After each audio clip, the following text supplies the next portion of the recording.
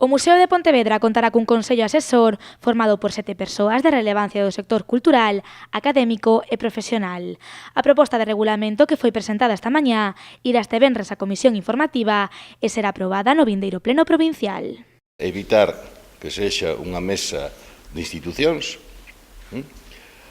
evitar que sexa unha comisión informativa, evitar que sexa un foro político e centralo fundamentalmente, en exclusiva, en cuestións ou en persoas de corte profesional, técnico, que poidan aportar ideas, poidan aportar aportacións de distinto tipo para o mellor funcionamento do museo e cunha composición relativamente reducida. O Consello Asesor estará formado polo director do museo, a xefa de xestión e ata un máximo de 7 vogais que deberán ter un perfil técnico. Todos eles serán elixidos pola propia dirección. O lóxico é darlle a dirección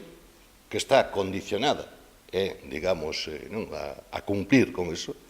que busque, que propoña a xente que máis lle poida axudar, que máis poida colaborar en levar adiante esa proposta.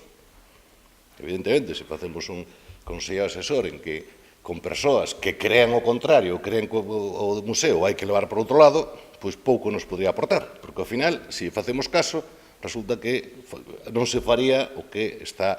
digamos, a dirección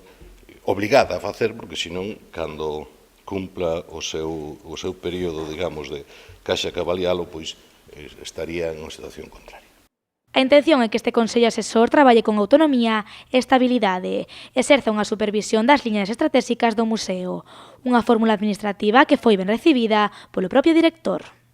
A través desta figura, a través deste órgano, deste Consello Asesor, o que se fai é incorporar o coñecemento experto repositorio, profesional, que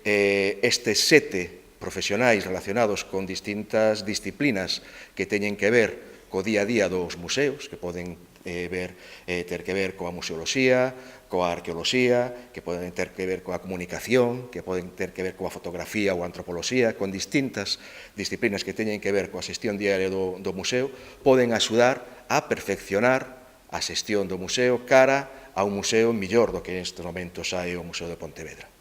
O obxectivo da Deputación de Pontevedra é que o regulamento do Consello Asesor poida estar operativo para finais de ano.